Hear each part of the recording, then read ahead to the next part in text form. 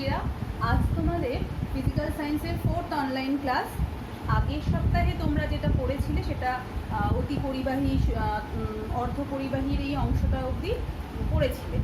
এরপর আমরা যেটা পড়বো চলতরিৎ অধ্যায়ে সেটা হচ্ছে রোধের সমবায় এবং তারপর জুলের সূত্র। ঠিক আছে, তাহলে চলো শুরু করা যাক। আচ্ছা, তার আগে যে কথাটা বলতে চাই যে এই ভিডিওটার সঙ্গে একটা পিডিএফ ফাইল থাকবে। সেই ভিডিওটা তো দেখবেই খুব ভালো করে, পিডিএফ ফাইলটাও পড়বে, বই পড়বে, আর তারপর যে ওয়ার্কশিটটা তোমাদের করতে দিয়েছি সেটা তোমরা পড়বে। সেখানে যদি কোনো সমস্যা দেখো, অসুবিধা হয় বুঝতে, তাহলে অবশ্যই আমায় হোয়াটসঅ্যাপে জিজ্ঞেস করবে। তাহলে চলো শুরু করা যাক। রোধের সমবায়। রোধের সমবায়, রোধ আমরা ওহমের সূত্র থেকে পড়েছি। রোধের সমবায় বলতে যখন আমরা একাধিক রোধকে কোনো তড়িৎ বর্তনীতে সংযুক্ত করব, বিভিন্ন প্রয়োজনের ভিত্তিতে যখন একাধিক রোধকে আমরা কোনো তড়িৎ বর্তনীতে সংযোগ করব বা ব্যবহার করব, সেই যে ব্যবস্থা তাকে আমরা কি বলবো? রোধের সমবায়। তাহলে সমবায় কথাটার অর্থই হচ্ছে সংযুক্তিকরণ।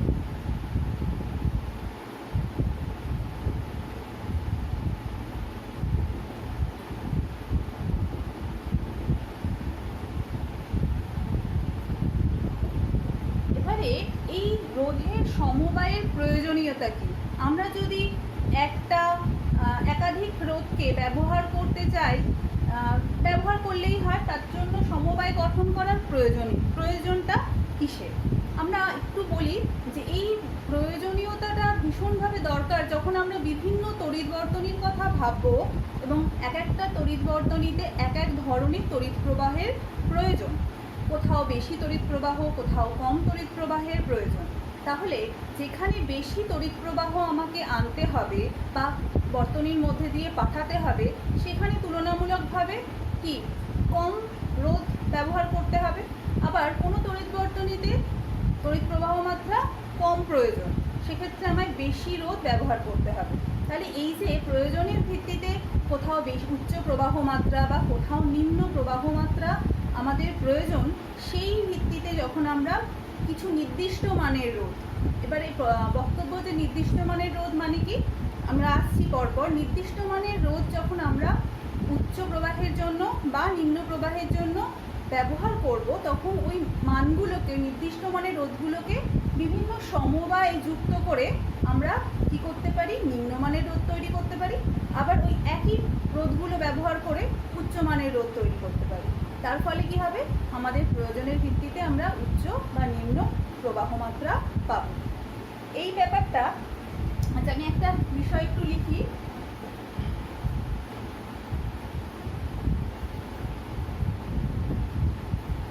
এটা পাওয়ার জন্য আমাদের নিম্নমানের রোধ প্রয়োজন।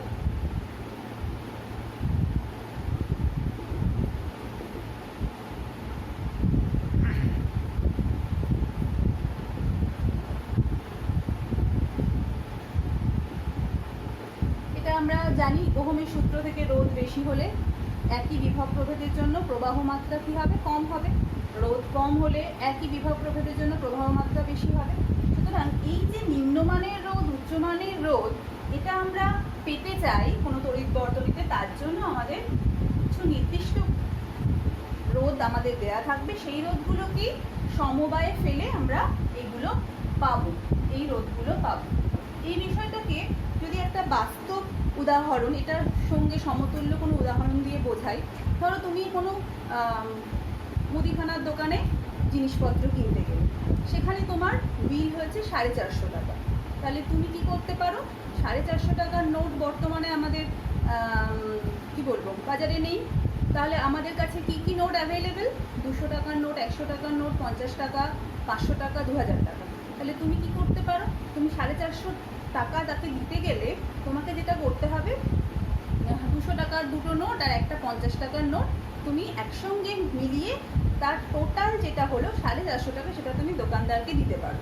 অথবা তুমি একটা 500 টাকার নোট দিলে, দোকানদার তোমার 50 রুপিস ফেরত দিল, তাহলে তোমার 450 টাকা হলো। তাহলে এই যে বিষয়টা, অর্থাৎ আমাদের কাছে যেগুলো অ্যাভেলেবেল, 200 টাকা, 100 টাকা, 50 টাকা, 2000 টাকা, 500 টাকা, এগুলোকে দিয়েই আমি প্রয়োজন অনুসারে আমার কাজগুলো করছি। 450 টাকা বিল মেটাতে পারি, 750 টাকা হতে পারে, বা 600 টাকা হতে পারে। তাহলে নিজেদের প্রয়োজন, যেখানে যেখানে যা প্রয়োজন সেই প্রয়োজন মেটানোর জন্য কিন্তু আমরা এই বিভিন্ন যোগ কম্বিনেশন করতে পারি।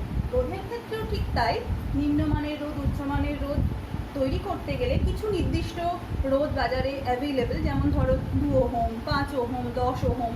কিন্তু আমাকে যদি 7 ওহম তৈরি করতে হয় কোনো প্রয়োজনে, তখন আমি কী করব, 5 ওহম আর 2 ওহমের সংযোগ ঘটাবো, সংযুক্তিকরণ করব। তাহলে এই বিষয়টাই হচ্ছে যে রোধের সমবায় কি আর রোধের সমবায়ের প্রয়োজনীয়তা আমরা বলতে পারি।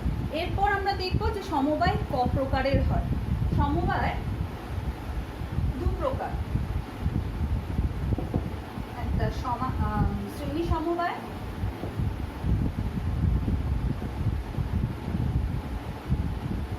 আর 2 নম্বর হচ্ছে সমান্তরাল সমবায়। এবারে এই যে শ্রেণী সমবায়, সমান্তরাল সমবায় সবই বুঝলাম, একাধিক রোধ ব্যবহার হচ্ছে এবং সেখান থেকে বিভিন্ন প্রয়োজন অনুযায়ী রোধ তৈরি করছি। এই যে প্রয়োজন অনুযায়ী যে রোধটা, মানে আমি একাধিক রোধ ব্যবহার করে যে রোধটা পাচ্ছি তড়িৎ বর্তনীতে, তার নাম কি দুক্ষেত্রেই, সেটা হচ্ছে তুল্য রোধ।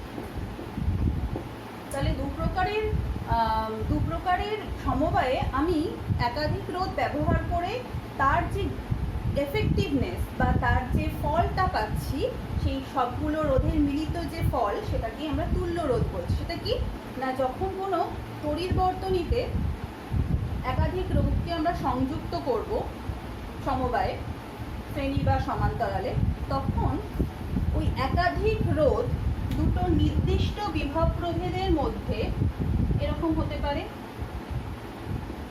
দুটো নির্দিষ্ট বিভবের মধ্যে যুক্ত করার ফলে এর মধ্যে দিয়ে যে পরিমাণ তড়িৎ প্রবাহ যাবে, আমি যদি এই দুটোর পরিবর্তে একটাই ব্যবহার করি, একটাই রোধ ব্যবহার করি ওই বর্তনীতে, তাহলেও যদি ওই একই পরিমাণ তড়িৎ প্রবাহ ঘটে, তাহলে এই দুটোর মিলিত ফল বা এই দুটোর এফেক্টিভনেস বা এই দুটোর যে ফল আমরা পাচ্ছি, তাকে আমরা বলবো তুল্য রোধ, ইকুইভ্যালেন্ট রেজিস্ট্যান্স। অর্থাৎ একাধিক রোধের সমবায়ের, কোনো তড়িৎ বর্তনীতে রোধের সমবায়ের ক্ষেত্রে একাধিক রোধের পরিবর্তে যদি আমরা ওই বর্তনীতে একটা নির্দিষ্ট মানের রোধ ব্যবহার করি, তাহলে তড়িৎ প্রবাহ মাত্রা যদি একই থাকে, তাহলে ওই একটি মাত্র রোধ, যে একাধিকের পরিবর্তে যে একটি রোধকে ব্যবহার করলাম, তাকেই বলা হচ্ছে তুল্য রোধ। এবারে সেই তুল্য রোধ আমরা দেখব শ্রেণী সমবায়ের ক্ষেত্রে একাধিক রোধের কম্বিনেশনে যে তুল্য রোধ তৈরি হয় সেগুলোর বৈশিষ্ট্য কী, সমান্তরালের ক্ষেত্রে যে তুল্য রোধ তৈরি হয় তার বৈশিষ্ট্যগুলো কী কী, এবং সেই তুল্য রোধ নির্ণয়ের জন্য দুটো বর্তনীতে কী ধরনের ঘটনা ঘটছে তার ফর্মুলা কী, সেগুলো আমরা পরপর পড়ব।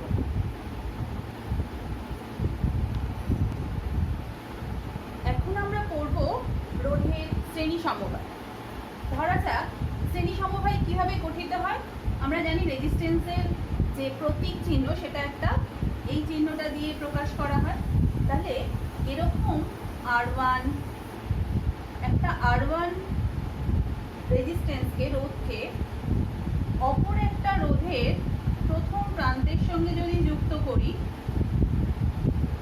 R2 এর সঙ্গে যুক্ত করলাম, আরেকটা রোধের প্রথম প্রান্তের সঙ্গে যুক্ত করলাম, তাহলে কি দেখতে পেলাম, তিনটে রোধ R1, R2, R3, এবং এদের তিনজনেরই মান কিন্তু ভিন্ন, একই মান নয়, কারোর মান বেশি, কারোর মান কম, আমরা পরে আসছি সে বিষয়টা।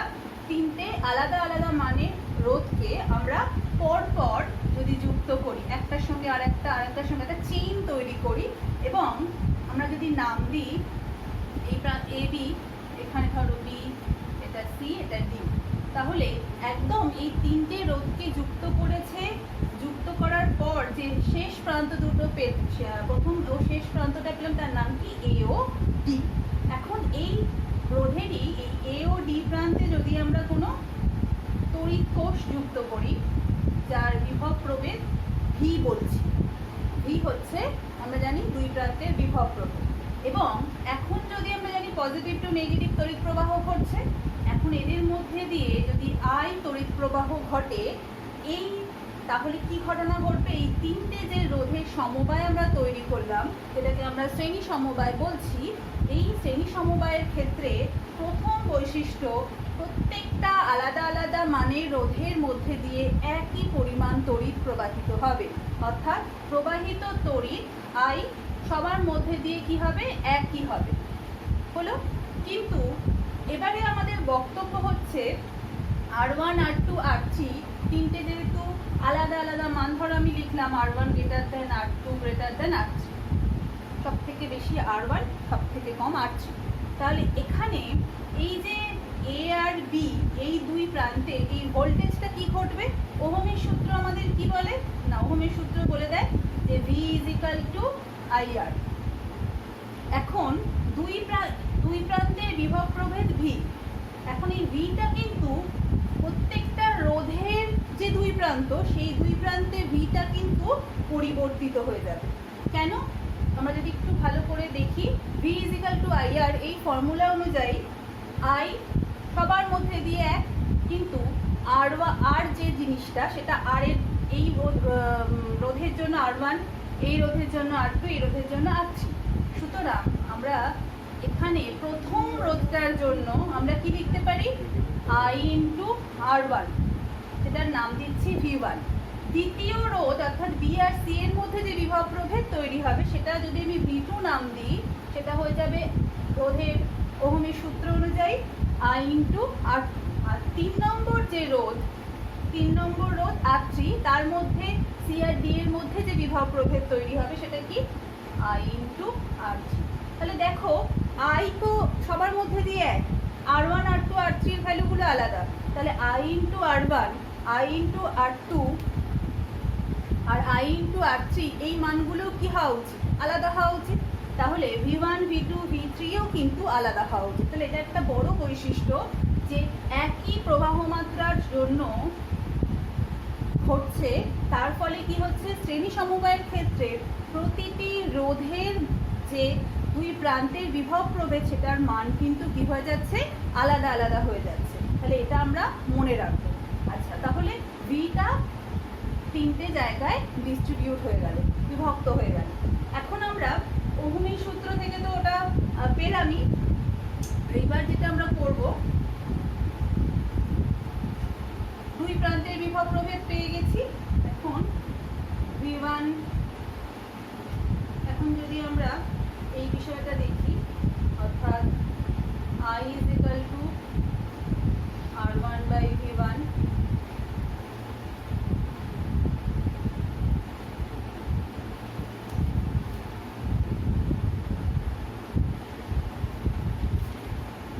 একটা জিনিস আমি মিস করলাম, সেটা হচ্ছে এইখানে আমি যে দুই প্রান্তের, এগুলো আমি লিখিনি, VA, VB, VC, VD, ঠিক আছে? প্রত্যেকটার বিভব প্রভেদগুলো আমি আলাদা আলাদা করে ওই বিন্দুতে লিখে দিলাম। তাহলে দেখো, R1 এর দুই প্রান্তের বিভব প্রভেদ যখন বলছি, যেটাকে আমি V1 নাম দিচ্ছি, সেটা আসলে বিভব প্রভেদের যে বিষয়, উচ্চ বিভব নিম্ন বিভবের বিষয় থেকে যদি ব্যাপারটাকে দেখি, তাহলে কি হবে? কোন দিকে তড়িৎ প্রবাহ হচ্ছে? A থেকে D এর দিকে। তাহলে A বিন্দু উচ্চ বিভব যুক্ত, আর তার পরপর কমতে কমতে D তে সব থেকে কম বিভব। তাহলে VA, A আর B এর মধ্যে বিভব পার্থক্য কি হচ্ছে? VA - VB যেটা পেয়েছি, V1 = প্রথমের জন্য I × R1। 2 নম্বর অর্থাৎ R2 এর জন্য VB VC, এবং এই দুটোর বিভব পার্থক্য VB - VC। B এর থেকে C আবার নিম্ন বিভব, সেটা সমান সমান, যেটাকে আমরা V2 লিখেছি, সেটা কি? I × R2। আর লাস্ট অর্থাৎ VC - VD, একদম নিম্ন বিভব VD, সেটা সমান সমান I × R3। এখন এই তিনটের যোগফলই বারবার বলছি, এই যে এই তিনটের যোগফলই হচ্ছে টোটাল বিভবটা। এটা আমি যদি যোগ করে দিই, এটা আমরা V1 + V2 + V3 পাচ্ছি। তাহলে কি হবে? +VB - VB +VC - VC কেটে গেল। তাহলে পড়ে রইল কি? VA - VD = I × এই তিনটের থেকে আইটা কমন ফ্যাক্টর নিয়ে নিলে হয়ে যাচ্ছে এই অংশটা। সুতরাং এই VA মাইনাস VB কে আমরা টোটালটা কি লাগিয়েছি V, সুতরাং V is equal two I into এই ঘটনাটা ঘটছে। এইবার আমাদের যে তুল্য রোধের কনসেপ্ট, যখনই আমি তুল্য রোধ বলছি তখন আমরা এই তিনটের পরিবর্তে কি করতে হবে, একটা মাত্র রোধ ব্যবহার করতে হবে। তাহলে আমরা ধরে নিচ্ছি সেই রোধটা হচ্ছে RS। তাহলে RS কে যদি আমি ওই তড়িৎ বর্তনীতে তিনটের পরিবর্তে ব্যবহার করি, তাহলে ওই একই যদি প্রবাহ মাত্রা I হয়, তাহলে ওহমের সূত্র থেকে কি লিখতে পারি, V is equal two I into RS। তাহলে এই দুটো ইকুয়েশনের যদি আমরা কম্পেয়ার করি, যার লেফট গুলো সমান তাহলে রাইট গুলো সমান হবে। তাহলে শেষে আমরা যেটা পাচ্ছি শেষ অংশে সেটা কি না, I into RS is equal two I into এটা। সুতরাং আমরা পেয়ে গেলাম শ্রেণী সমবায়ে তুল্য রোধের মান প্রত্যেকটা উপাদান রোধ বা প্রত্যেকটা আলাদা আলাদা রোধের সমষ্টির সমান। তাহলে আমরা ছোট্ট একটা অঙ্ক এখান থেকে যদি করি, 1, 2 ও 3 ওহমের তিনটে রোধকে আমরা শ্রেণী সমবায়ে যুক্ত করেছি। তাহলে তুল্য রোধ কত হবে, সেক্ষেত্রে RS হয়ে যাবে 1 + 2 + 3। তাহলে কত হচ্ছে 6। ঠিক আছে, এইবার একটু বৈশিষ্ট্যগুলো আমরা বলে নিই, কি শিখলাম এই পুরো বিষয়টা থেকে। নাম্বার 1, একই তড়িৎ প্রবাহ মাত্রা যাবে শ্রেণী সমবায়ে প্রতিটা রোধের মধ্যে দিয়ে একই মানের তড়িৎ প্রবাহ মাত্রা যাবে। 2 নম্বর হচ্ছে, যখন যেহেতু প্রত্যেকটা রোধের মান আলাদা আলাদা, তাহলে প্রত্যেকটা রোধের জন্য আলাদা আলাদা বিভব তৈরি হবে। এবং আমরা খুব পরিষ্কার বুঝতে পারছি যে R1 এর মান যদি বেশি হয়, তাহলে এর কি হচ্ছে, R1 এর মান যদি বেশি হয়, তাহলে V1 যেটা আমরা পেয়েছিলাম I ইনটু R1, তাহলে I একই, তাহলে R1 এর মান বেশি, তাহলে V1 এর মানটাও বেশি হবে। অর্থাৎ যে কতটা বিভব এর দুই প্রান্তে গঠিত হবে সেটা কিন্তু R1 এর মানের সঙ্গে সমানুপাতিক সম্পর্কযুক্ত। এটা আমরা মনে রাখবো, যত বেশি R1 এর মান তত বেশি বিভব এখানে গঠিত হবে। আবার R2 এর মান এর থেকে যদি কম হয় কম, আর R3 যদি সব থেকে কম হয়, এখানে কম বিভব প্রভেদ দুই প্রান্তে গঠিত হচ্ছে। সুতরাং এখানে বিভব প্রভেদের সঙ্গে R এর সম্পর্কটা কিন্তু যেটুকু বিভব প্রভেদ তৈরি হচ্ছে সেটা কিন্তু R এর সঙ্গে সমানুপাতিক। 3 নম্বর কি বলতে পারি, যে তুল্য রোধটা পেলাম, দেখতে পাচ্ছি তুল্য রোধের মান উপাদান রোধগুলোর থেকে কি হবে, বড় হবে। তুল্য রোধ এখানে 6 ওহম পেয়েছি, প্রত্যেকটা উপাদান দেখো 1, 2, 3, এরা 6টা কিন্তু 1, 2, 3 এর থেকে সব থেকে বড়। আর এটাই হচ্ছে, এইগুলোই আমরা মনে রাখবো বৈশিষ্ট্য হিসাবে যে শ্রেণী সমবায়। এরপর আমরা সমান্তরাল সমবায়ে যাচ্ছি। এখন আমরা রোধের সমান্তরাল সমবায় পড়ব। এখানে আগে আমরা শ্রেণী সমবায়তে কিভাবে রোধগুলোকে যুক্ত করলাম, একটার পরেই আর একটা এইভাবে, একটা প্রান্তের সঙ্গে অপর প্রান্ত। এখানে আমরা যেটা করব, তিনটে রোধকে আমরা খানিকটা এইভাবে যুক্ত করব। একটু বড় করে আঁকি।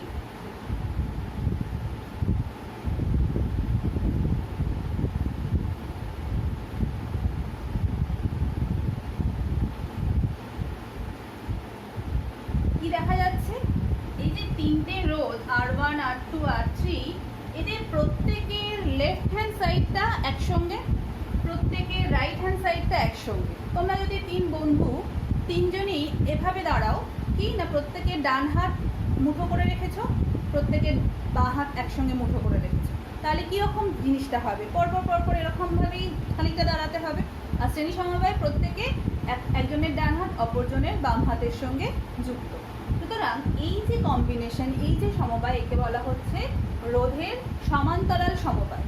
এবং এর যে দুই প্রান্ত তাকে যদি আমরা AB নাম দিই এবং সেই AB প্রান্তকে কোনো তড়িৎ কোষের পজিটিভ নেগেটিভের সঙ্গে যদি যুক্ত করা যায়, তাহলে কি ঘটনা ঘটবে, তাহলে একইভাবে পজিটিভ টু নেগেটিভ তড়িৎ প্রবাহ ঘটবে। এখানে যেহেতু AB অর্থাৎ যে বিভব প্রভেদ V, সেটা AB এর দুই বিপরীত AB প্রান্তে প্রযুক্ত হচ্ছে, তাহলে প্রত্যেকটা রোধের দুই বিপরীত প্রান্তের যে বিভব প্রভেদ সেটাও কিন্তু কি হবে, ভি হবে। এখানে কিন্তু আলাদা কোনো পয়েন্ট তৈরি হচ্ছে না, একই প্রত্যেকে যেহেতু একটাই পয়েন্টের সঙ্গে যুক্ত আছে, প্রত্যেকের লেফটগুলো এতে, প্রত্যেকের রাইটগুলো বিতে, সুতরাং এই দুটো প্রান্তের বিভব প্রভেদ যদি ভি হয়, প্রত্যেকটা রোধের যে দুই প্রান্তের বিভব প্রভেদ সেটাও কিন্তু ভি হবে। তাহলে এটা একটা প্রধান বৈশিষ্ট্য যে সমান্তরাল সমবায় প্রতিটি রোধের দুই প্রান্তের বিভব প্রভেদ তড়িৎ কোষের বিভব প্রভেদের সঙ্গে সমান হবে। ঠিক আছে, কিন্তু ওই একই বক্তব্য ওহমের সূত্র অনুযায়ী V is equal two IR. এখানে প্রত্যেকটা রোধ আলাদা আলাদা মান এবং বিভব প্রভেদ প্রত্যেকের সেম। তাহলে এই আইটা কি হবে, এর মধ্যে দিয়ে যে ভাগ হয়ে যাবে, তিনজনে তিনটে ভাগে ভাগ হয়ে যাচ্ছে। এই কেন ভাগ হয়ে যেতে হচ্ছে, তাকে যেহেতু তিনটে পদ আছে, প্রথম একদম সহজভাবে যদি ভাবি, আই এর কাছে তিনটে পদ খোলা আছে, তাহলে তিনটে পথে ভাগ হচ্ছে। এবং আসল কারণটা কি, আসল কারণ হচ্ছে বিভব প্রভেদ দুজনের দুই প্রান্তের সেম এবং আর এর মানগুলো আলাদা আলাদা। তাহলে V is equal two IR. এই সমীকরণ থেকে আমরা কি লিখতে পারি, যে V is equal two I1 R1 একটা।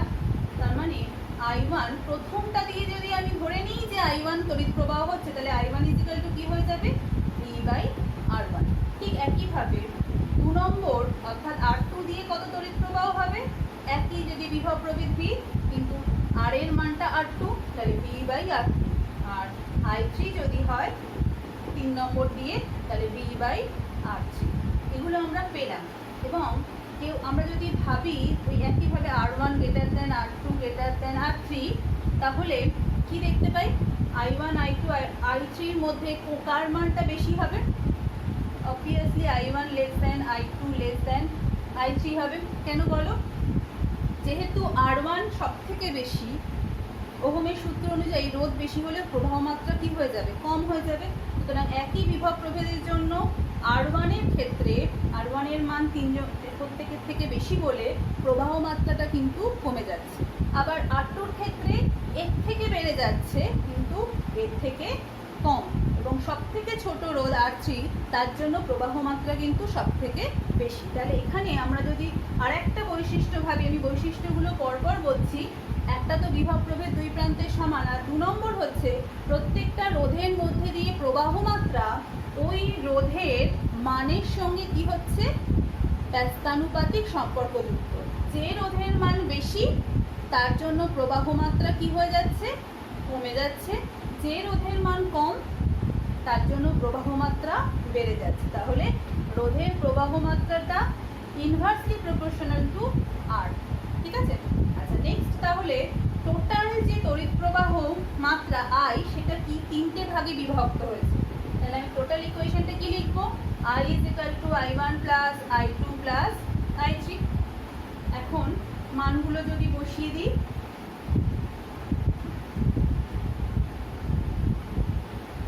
কি পাবো না, I হচ্ছে total, I is equal to আমরা পেয়ে গেলাম V by R1 plus V by R2 plus V by R3। এটা আমরা লিখলাম। আচ্ছা, এখান থেকে একটা কমন ফ্যাক্টর কি আছে, V আছে, তাহলে কমন নিয়ে নিলে আমরা পাচ্ছি এই অংশটা V ইজ ইকাল টু, তাহলে I ইজ ইকাল টু এটা হলো। এখন আমি এই তিনটে রোধের পরিবর্তে যদি একটা মাত্র রোধ ব্যবহার করি, যেটা আমরা তুল্য রোধের কনসেপ্ট থেকে পেলাম, অর্থাৎ একই বিভব প্রভেদের মধ্যে তিনটের পরিবর্তে একটা ব্যবহার করলে সেটাকে আমরা তুল্য রোধ বলবো, ওই সমবায়ের তুল্য রোধ। সেটার নাম আমরা দিচ্ছি আরপি।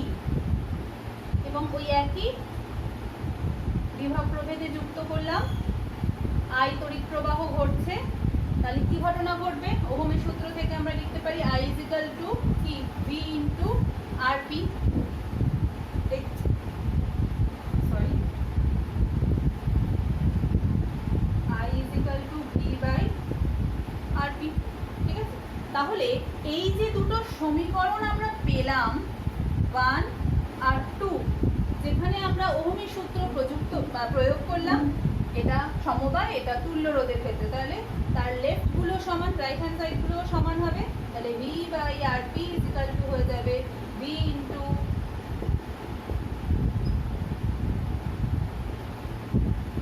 সুতরাং 1 by R P is equal to হয়ে গেল R1 plus R2 plus R3।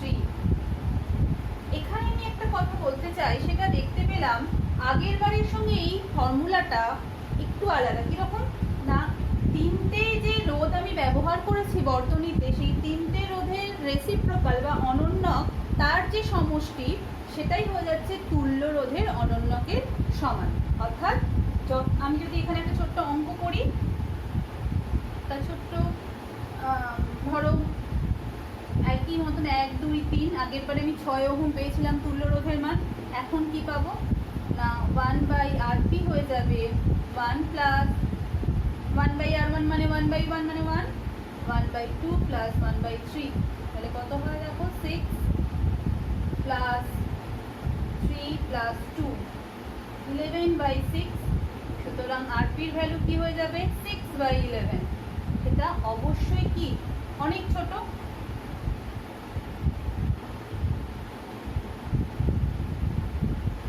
সুতরাং এই যে মানটা পেলাম এটা 0. কত হতে পারে 5 সামথিং ধরো। তাহলে এই যে এটা কিন্তু অ্যাপ্রক্স ভাগটা ধরো করলাম না, 6/11 আর 0. সামথিং হলো 5ই ধরলাম। তাহলে এটা কি হচ্ছে 0.5 আরও ধরো 5ই। তাহলে এই 0.5 এর এই যে মানটা সেটা কিন্তু কি হচ্ছে 1 থেকে ছোট, 2 থেকে ছোট এবং 3 ওহমের থেকে ছোট। তাহলে এটা আর একটা বৈশিষ্ট্য, 3 নম্বর বৈশিষ্ট্য, যে সমান্তরাল সমবায়ে তুল্য রোধের মান ওই সমবায়ের যে মানগুলো ব্যবহার করেছি, ওই সমবায়ের যে উপাদান রোধগুলো তার প্রত্যেকের মানের থেকে ক্ষুদ্রতম হবে। আগের বারে আমি রোধটা পেয়েছিলাম এই 3 থেকে শ্রেণীতে যুক্ত করে 6 ওহম, এখন 0.5 সামথিং হলো। সুতরাং এখানে আমরা দেখতে পাচ্ছি ওই 3টে রোধ ব্যবহার করে আমরা নিজেদের প্রয়োজন মতন সমবায় সিলেক্ট করে কখনো বেশি রোধ তৈরি করতে পারি, কখনো কম রোধ তৈরি করতে পারি।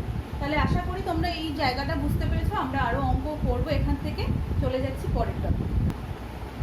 জুলের সূত্র পড়ার আগে আমি একটু আগের টপিকটায় ফিরে যাচ্ছি, যে তোমাদের বইতে একটা ছোট্ট প্রশ্ন অংশ রয়েছে, সেখানে দেখাচ্ছে যে দুটো একই রোধযুক্ত বাল্বকে যদি শ্রেণী সমবায়ে যুক্ত করা হয়, একই তড়িৎ কোষের সঙ্গে শ্রেণী সমবায়ে যুক্ত করলাম আর একবার সমান্তরাল সমবায়ে যুক্ত করলাম, সেক্ষেত্রে ওখানে বলে দিয়েছে যে ব্যাখ্যা করো যে কেন সমান্তরাল সমবায়ে ওটা বেশি উজ্জ্বলভাবে জ্বলবে। তাহলে এই প্রশ্নের উত্তর আমি একটা কথাই বলতে চাই, যে বৈশিষ্ট্যগুলো আমি বারবার বলছিলাম ওই সূত্র প্রমাণ করার সময়, যে শ্রেণী সমবায়ে কি হচ্ছে বিভব প্রভেদটা প্রত্যেকটা রোধে বিভক্ত হয়ে যাচ্ছে এবং যে রোধের মান বেশি বিভব প্রভেদ সেখানে বেশি পড়ছে। আর সমান্তরাল সমবায়ে কি না প্রত্যেকটা রোধের দুই প্রান্তের বিভব প্রভেদ কিন্তু একই থাকছে। তাহলে দেখো একটা আমি বাল্ব দুটোকে যখন শ্রেণীতে যুক্ত করব, তখন এর যে বিভব প্রভেদ এটাকে V1 নাম দিচ্ছি আর এর বিভব প্রভেদ V2, আর এই দুটোকেই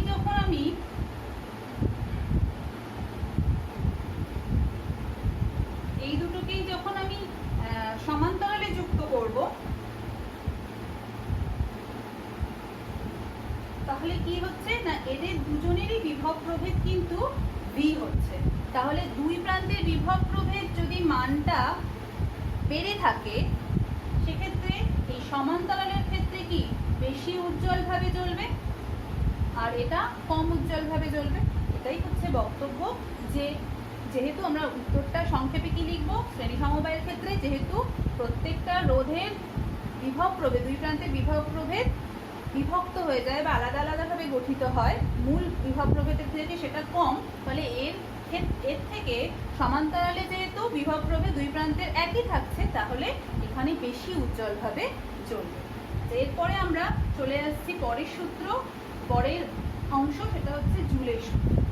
জুলের সূত্রটা আসলে কি বলছেন না, বিজ্ঞানী জুল যেটা আমাদের বললেন, যে যখন কোনো তড়িৎ বর্তনীর মধ্যে দিয়ে তড়িৎ প্রবাহ ঘটবে, তখন কি ঘটনা হয়, তড়িৎ কোষ কিছুটা পরিমাণ কার্য করে। আমরা জানি তড়িৎ শক্তি সেখানে তৈরি হচ্ছে, এবং সেই তড়িৎ শক্তি বিভিন্ন ক্ষেত্রে কি হয়, তাপ শক্তিতে রূপান্তরিত হয়। তাহলে এই যে একটা যখন ইলেকট্রিক বাল্ব জ্বলে, তুমি যদি কখনোই এটা করবে না, তুমি যদি বাল্বটা বন্ধ করার খানিকক্ষণ পর হাত দাও, তাহলে কিন্তু তোমার গরম লাগবে। আবার ধরো ইস্ত্রি বলো বা হিটার বলো, এগুলো কিন্তু যেই তড়িৎ প্রবাহ শুরু হয় সঙ্গে সঙ্গে গরম হতে শুরু করে। তাহলে তড়িৎ প্রবাহের ফলে কিন্তু তাপ শক্তি উৎপন্ন হচ্ছে, এবং তার পেছনের কারণটা কিন্তু ওই একই, অর্থাৎ কিছুটা পরিমাণ কার্য কিছুটা পরিমাণ শক্তিতে রূপান্তরিত হচ্ছে। তাহলে এই জুলের সূত্র কি বলছে? প্রথম সূত্র বলছে, যদি কোনো তড়িৎ পরিবাহীর মধ্যে দিয়ে একটা নির্দিষ্ট সময় ধরে একটা নির্দিষ্ট মানের রোধের মধ্যে দিয়ে যদি একটা নির্দিষ্ট সময় ধরে তড়িৎ প্রবাহ ঘটে, তাহলে কি কি নির্দিষ্ট, আর টি হচ্ছে স্থির। নির্দিষ্ট রোধের জন্য নির্দিষ্ট সময়ে যদি একটা তড়িৎ প্রবাহ ঘটে, তাহলে উৎপন্ন তাপ এইচ, যদি তাকে নামকরণ করি, সেটা ওই প্রবাহিত তড়িৎ প্রবাহ মাত্রার বর্গের সমানুপাতিক, অর্থাৎ আই স্কোয়ারের সমানুপাতিক, যখন আর আর টিটা স্থির।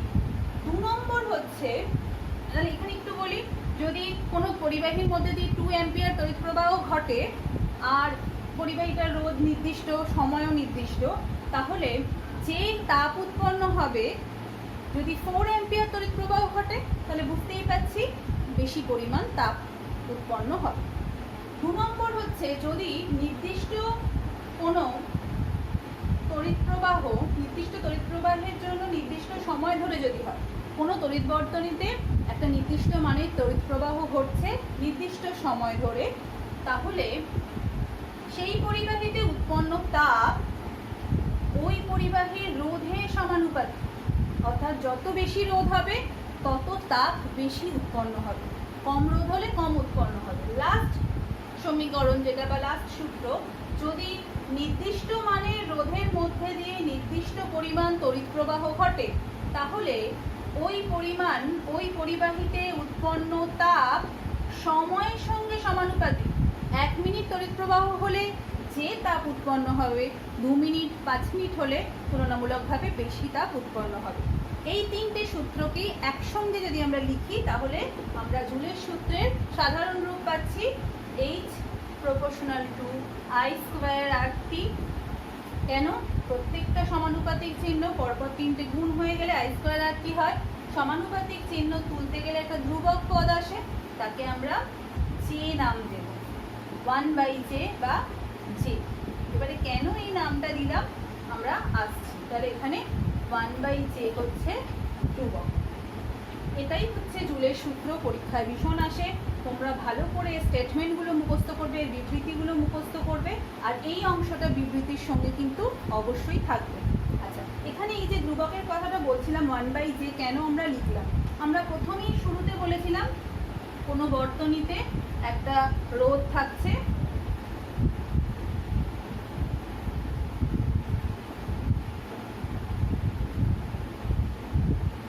সময় ধরে আই তড়িৎ প্রবাহ ঘটছে আর্ম প্রবাহের মধ্যে দিয়ে। তাহলে এই 3টে তো পেলামই।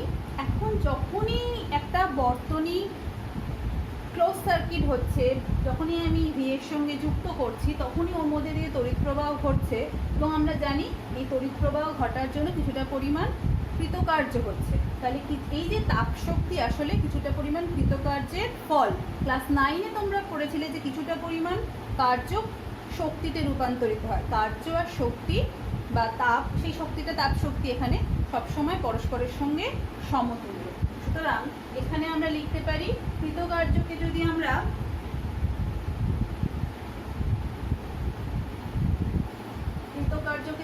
W লিখি, W কিছুটা পরিমাণ শক্তির সঙ্গে সমতুল্য, তাহলে W প্রপোর্শনাল টু H, এখানে যেহেতু তাপ শক্তি তাই H লিখলাম, তাহলে W ইজ ইকুয়াল টু আমরা JH লিখতে পারি, যেটা হচ্ছে এখানে সমানুপাতিক ধ্রুবক, এবং আমরা H সমান সমান কি লিখতে পারি, W/J, তাই তো। সুতরাং এখানে Wটা কি, এই সমীকরণে দেখতে পাচ্ছি W হচ্ছে I স্কোয়ার আর টি। সুতরাং ডাব্লিউ বাই জে করলে H is equal to I square R T by J, সেই জন্য আমরা জে লিখলাম। এই জে এর একটা নাম আছে তাপের যান্ত্রিক তুল্যাঙ্ক, এর সংজ্ঞাও আমাদের অনেক সময় লিখতে দেয়।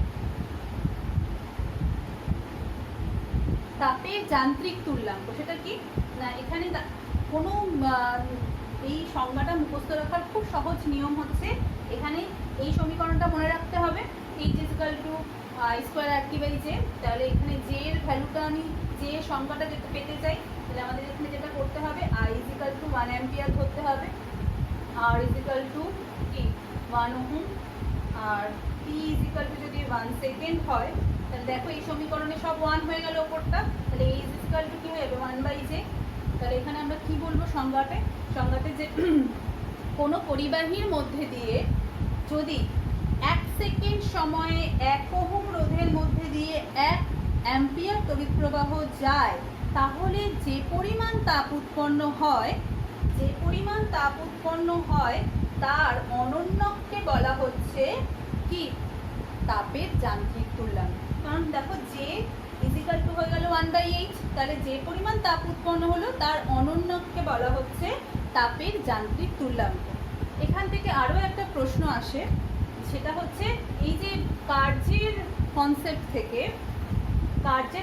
থেকে তোমাদের অনুশীলনীতে প্রশ্নটা আছে, এক মিনিট আমি হয়তো ওয়ার্কশিটে দিয়েছি, আমি একটু দেখে নিই অনুশীলনীর প্রশ্নটা।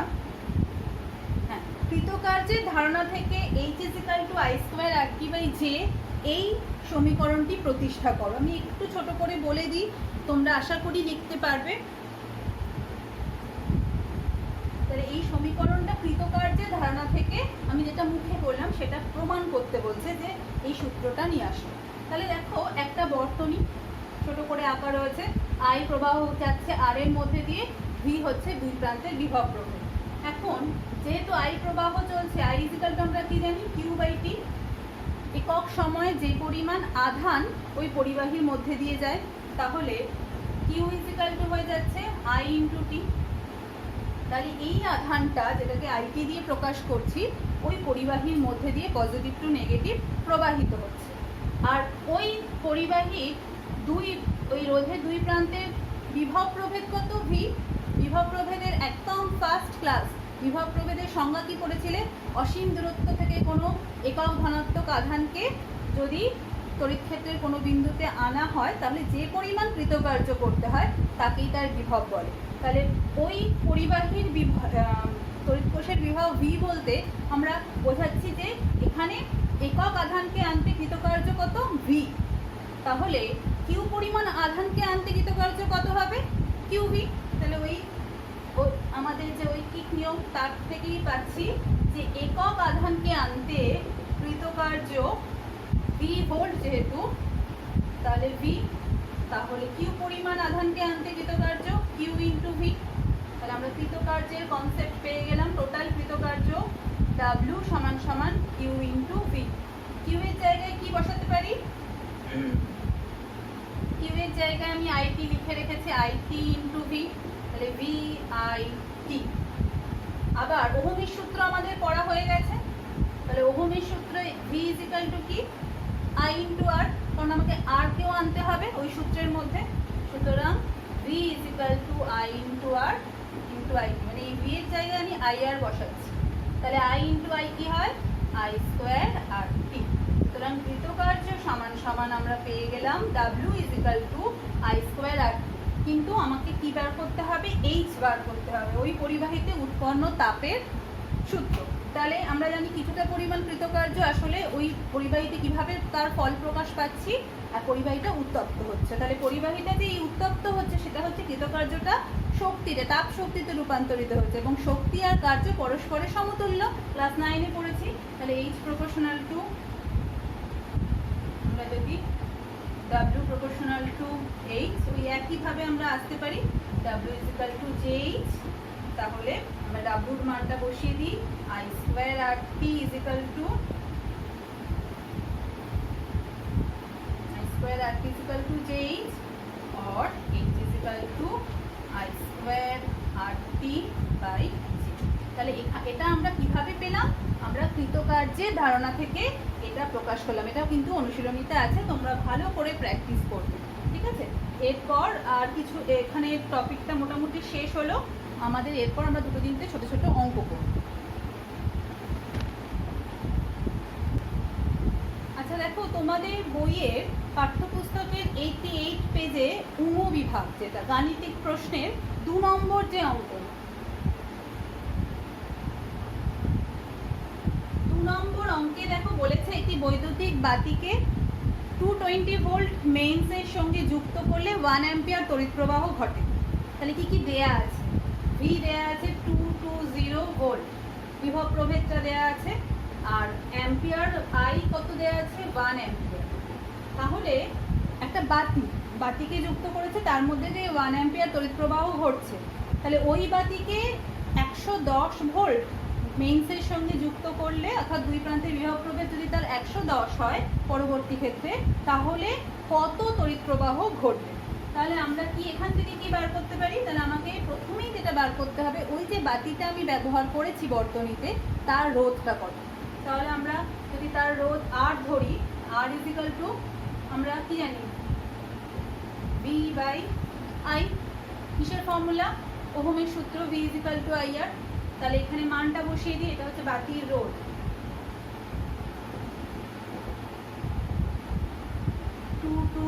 বাই 1, তাহলে রোধ কত হয়ে গেল? রোধের ইউনিট ওহম। তাহলে 220 ওহম হচ্ছে বাতিটার রোধ।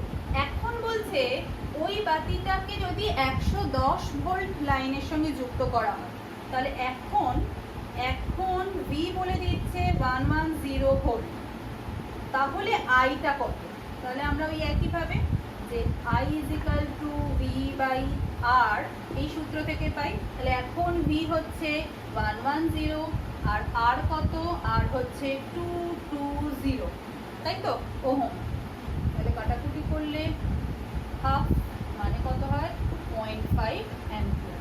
তাহলে আমরা মনে রাখবো, যখনই আমি রোধটাকে, ওই বাতিটাকে কম ভোল্টেজের সঙ্গে যুক্ত করছি, কম তড়িৎ প্রবাহ যাচ্ছে, আবার আমাদের ওহমের সূত্র প্রতিষ্ঠিত হচ্ছে, তাহলে এটাই হচ্ছে আমাদের আনসার আছে। এরপর আমরা যেটা করব, দেখো তোমাদের 7 নম্বর যে অঙ্ক, 7 নম্বর অঙ্কে বলেছে 6 ওহম।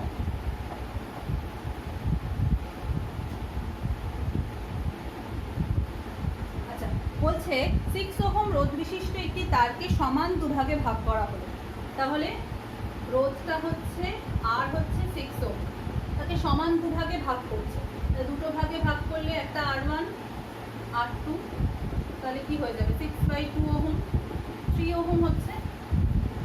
এখন বলছে এই সমান ভাগে ভাগ করার পর যদি তাদেরকে সমান্তরাল সমবায়ে যুক্ত করা হয়, সমান্তরাল সমবায়ে আমি তাদেরকে যুক্ত করছি, একটা 3 ওহম আর একটাও 3 ওহম। ছবিটা আঁকা প্রয়োজন নেই, এমনি তোমাদের বোঝানোর জন্য আঁকলাম।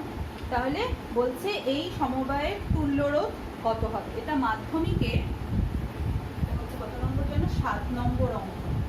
এটা মাধ্যমিক এক্সাম 16 এ এসেছিল। তাহলে দেখো, তাহলে তুল্য রোধ বার করতে হবে। তুল্য রোধের আমরা জানি যে 1/, যেহেতু এটা প্যারালাল সিরিজ, প্যারালাল কম্বিনেশন, তাহলে 1/RP সমান সমান আমরা জানি 1/R1 প্লাস 1/R2, তাহলে 1/3 প্লাস 1/3, তাহলে 2/3, তাহলে RP সমান সমান কি হয়ে যাবে? 3/2, 1.5। ঠিক আছে, সুতরাং এখানে আমরা পেয়ে যাব যে তুল্য রোধের মান হয়ে যাবে 1.5। যদি 3 ভাগে ভাগ করতো তাহলে কত হতো?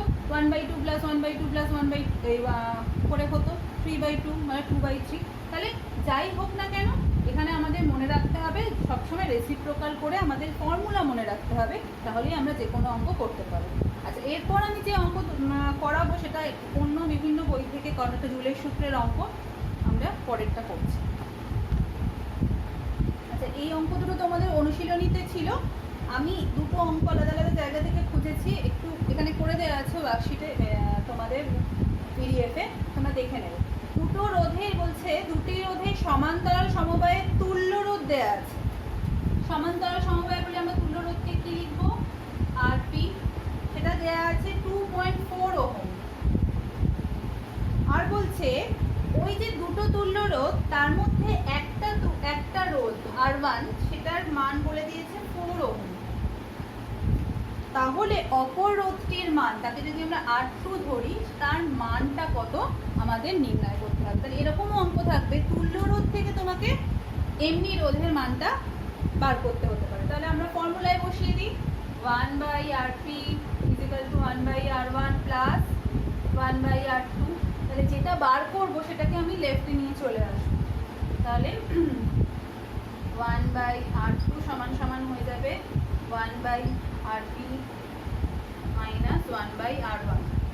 পক্ষ চেঞ্জ করে তোমরা নিশ্চয়ই বুঝতে পারছো, এটাকে এখানে এটা এখানে রেখে সাইন চেঞ্জ করা, ব্যাপারটা কনফিউজ হবে না। সুতরাং আমরা এটা পেলাম। এইবার মানটা বসিয়ে দিই 1/R2 1/R2.4 আর এটা হচ্ছে 1/4। তাহলে এখানে আমি এটাকে 10/24 লিখতে পারি, 1/4 লিখলাম। তাহলে দেখো কি হয়, 1/R2 সমান 24 6, 1/R2 সমান 4/24। কাটা কমন ফ্যাক্টর কাটলে যেটা হয়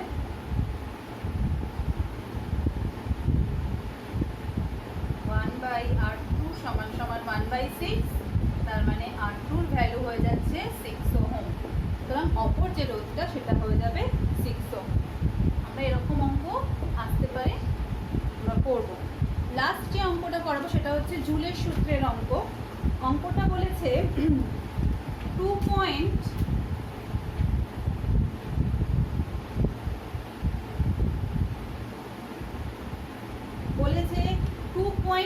ওহম রোধ বিশিষ্ট একটি তারের মধ্যে দিয়ে, তাহলে তারের রোধটা বলে দিয়েছে। তারের রোধটা হচ্ছে 2.5 ওহম, মধ্যে দিয়ে 0.5 অ্যাম্পিয়ার তড়িৎ প্রবাহ ঘটছে। আইও বলে দিয়েছে 0.5 অ্যাম্পিয়ার। কতক্ষণ ধরে ঘটছে? 1 আওয়ার ধরে চলছে। তাহলে টাইম হচ্ছে 1 আওয়ার, সেটাকে আমরা 3600 সেকেন্ডে কনভার্ট করি। সবসময় মনে রাখবো সময়কে সেকেন্ডে নিয়ে যেতে হবে। আর কি, তাহলে ওই পরিবাহী কি পরিমাণ তাপ উৎপন্ন হবে নির্ণয় করো। তাহলে আমরা কি লিখতে পারি?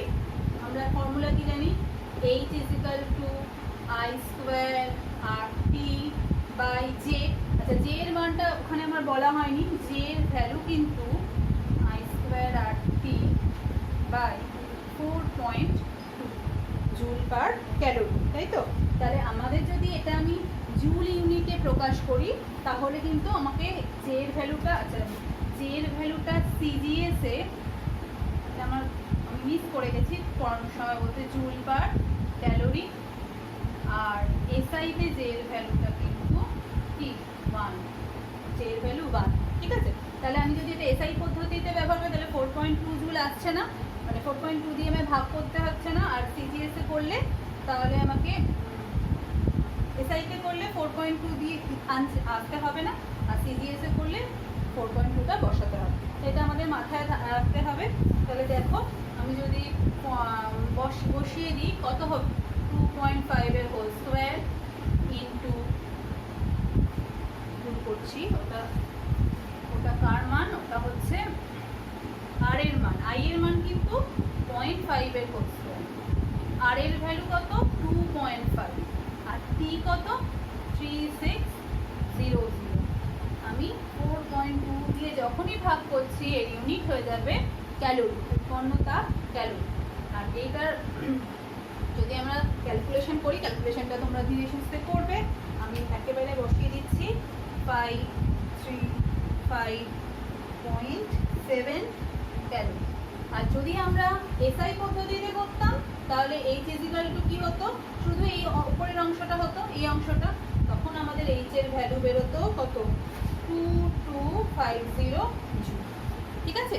সুতরাং আমরা কি মনে রাখবো, আমরা এখানে ওহম অ্যাম্পিয়ারের কোনো পরিবর্তন হচ্ছে না, শুধু পরিবর্তন হচ্ছে আওয়ার যদি দেওয়া থাকে সেকেন্ডে আনতে হবে, মিনিট দেওয়া থাকলে সেকেন্ডে আনতে হবে, ফর্মুলায় বসাতে হবে।